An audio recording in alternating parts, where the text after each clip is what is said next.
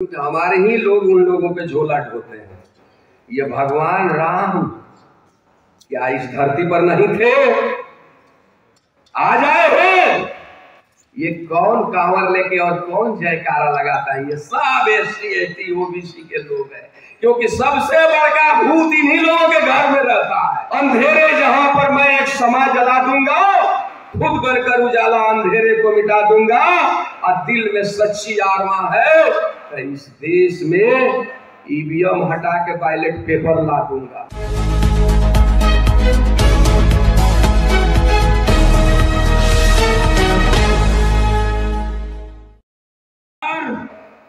इनको मारो जूते चार। साथियों, मैं भगवान बुद्ध को नमन करता हूं, माता सावित्रीबाई फूले को नमन करता हूं, महात्मा ज्योतिबा फूले को नमन करता हूं, पेरियार रामास्वामी को नमन करता हूं, क्योंकि मैं इसी हॉल में इन महापुरुषों की जयंती मनाता हूं। साथियों, आज जरूरत क्यों पड़ी कि हम इस तरह की भाषा के प्रयोग करते हैं, लेकिन कहीं ना कहीं हमारा अधिकार नहीं मिला। घर में नहीं मिला, परिवार में नहीं मिला, समाज में नहीं मिला, वोट के माध्यम से नहीं मिला। इसलिए इस तरह का बी द पीपुल नाम करके संस्था की गठन हुई। और आज वीरेंद्र यादव जैसे लोग, तमाम बहुजन के लोग इस चीज को आगे बढ़ाए, मैं स्वागत करता हूं। थोड़ा सा यहाँ डिसिप्लिन खराब हो गया था, व्यवस्था अनियंत्रित हो गई, क्योंकि हम खाने पर ज्यादा ध्यान दिए, कोऑर्डिनेशन नहीं था। जब तैयार नहीं था तो यहाँ से पहले उन लोगों को समझाया नहीं गया। कोई बात नहीं, हमारे समाज के लोग हैं और सर्दी का मौसम है। मैं तो बी द पीपुल के लोगों से इतना कहूंगा कि हम लोग जैसे वक्ता को न बुलवाइए। गिने चुने जैसे पर्चा साहब, वकील साहब ने जो बात रखी वो सारी बातें रख दी। वीरेंद्र यादव से ऐसे लोग, क्रांतिकारी लोग बोलते हैं, बहुत अच्छा लगता है। पांडे जी है, नवीन पांडे जी, डायमंड परिवार, संजय भाई बैठे हैं जो नालंदा के धरती से है, रवि भाई अंबेडकर नगर से है, डॉक्टर नेमी चंद बेरवा जी राजस्थान से। ऐसे लोग इस समाज को चलाना चाहते हैं। देखिए, मैं तो राजनीति छोड़ दिया, क्योंकि हम लोग बहुजन में थे तो बड़ी केडर बोलते थे कि राजनीति की चार शक्तियां, कान बल, धन बल, बाहुबल और मनोबल।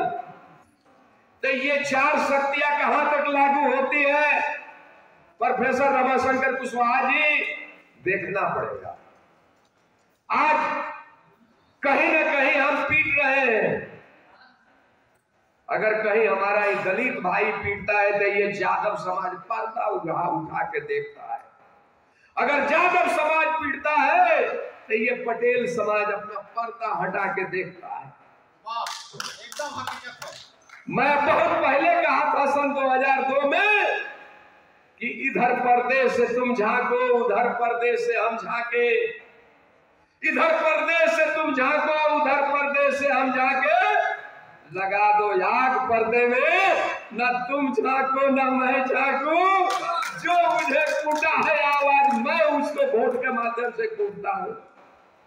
क्योंकि देश में आज हम जैसे लोगों के पास एक ही हथियार तो है, एक ही हथियार है, वो है वोट।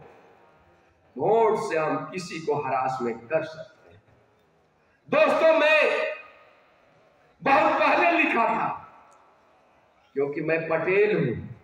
छत्रपति शिवाजी महाराज नहीं होते तो शायद इस धरती पर डॉक्टर भीमराव अंबेडकर नहीं होते, क्योंकि लोग उनको आगे पढ़ने नहीं देता। अगर वो शिक्षित नहीं होते तो ये देश का संविधान नहीं होता। अगर संविधान नहीं होता तो मानवर काशीराम जैसे लोग साइकिल चला के इस देश को बहुजन नहीं बना के संगठन को मजबूत कर। अगर काशीराम जैसे लोग नहीं होते तो बहन मायावती के भी जीवन में मुख्यमंत्री नहीं बनती और इस बहुजन का उद्धार नहीं होता, खास करके चमार भाइयों का। सुन लीजिए मैं कहता हूं, लेकिन आप लोगों ने एक ताकत बना के इस देश को दिखाया। वो ताकत ना तो पटेलों में है ना जाटों में है, क्योंकि अभी अभी दिल्ली विश्वविद्यालय में एक प्रोफेसर, क्या नाम था, रेणु की, क्या रीतू के लिए जिस तरीका से लोगों ने खड़ा हुआ, हमारा भवन तो ही भरता नहीं है, कुर्सी भरता ही नहीं है। तो इसलिए दोस्तों, जब मैं बोलता हूं, मैं 2 चुनाव लड़ चुका हूं। क्यों हारे? क्योंकि हमारे ही लोग उन लोगों पे झोला ढोते हैं। ये भगवान राम क्या इस धरती पर नहीं थे? आ जाए हो। ये कौन कांवर लेके और कौन जयकारा लगाता है? ये सब एससी एसटी ओबीसी के लोग हैं, क्योंकि सबसे बड़का भूत इन्हीं लोगों के घर में रहता है। झाड़ फूक लिए ही लोग सबसे ज्यादा करवाता है। ये भूत भगाना पड़ेगा और ये भूत भगाना पड़ेगा। सरदार जी, 2 तरह के सरदार हैं देश में, एक रमगढ़िया सरदार होते हैं और एक मजहबी सरदार। लेकिन दोनों को मैंने देखा।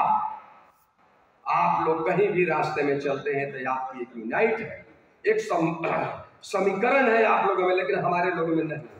इसीलिए मैंने वो पर्दा वाली बात बोला। तो ज्यादा कुछ ना कहते हुए, ढेर वक्ता लोग हैं और रोटी सब्जी का भी इंतजाम है, तो मैंने एक लिखा कि अंधेरे जहां पर मैं एक समा जला दूंगा, अंधेरे जहां पर मैं एक समा जला दूंगा, खुद बनकर उजाला अंधेरे को मिटा दूंगा, और दिल में सच्ची आत्मा है तो इस देश में ईवीएम हटा के बैलेट पेपर ला दूंगा। ये बीके पटेल बोलता है जी। सरदार पटेल जब इस देश के गृह मंत्री थे या वो होंगे, उस समय ये आधुनिक भारत नहीं था, ना मोबाइल थी, ना कोई दूरभाष था, ना कोई टेक्नोलॉजी था। वो कैसे उन्होंने 566 राजाओं को एकजुट किया होगा, कैसे उन लोगों से मिला होगा। दुर्भाग्य है हमारा कि 85 पर 15 राज कर रहा है। यही भाषा तो मैं आज कई सालों से सुनते आ रहा हूं। प्रोफेसर साहब, कब बदलेगा?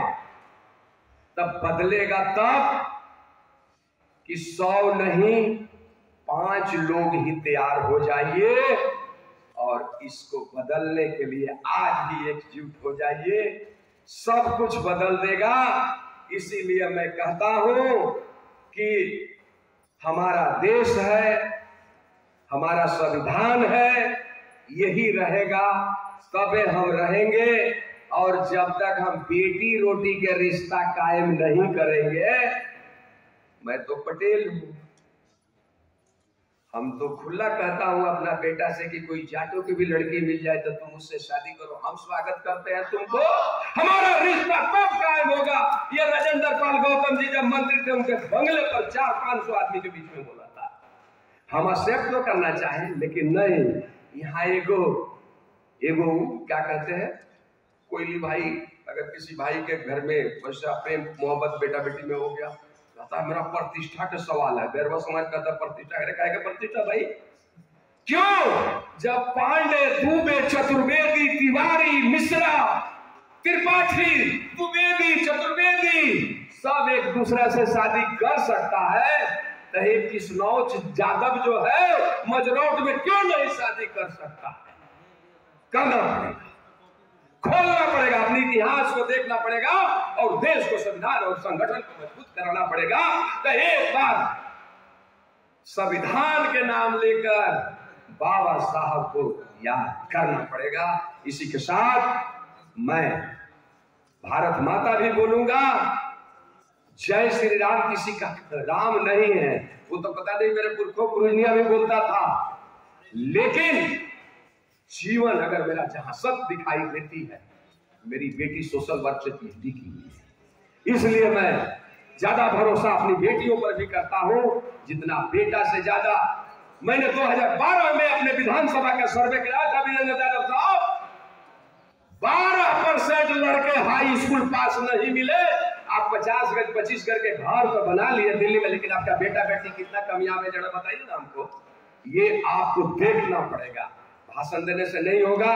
मैं जो भी बोलता हूँ बड़े दिल से बोलता हूँ।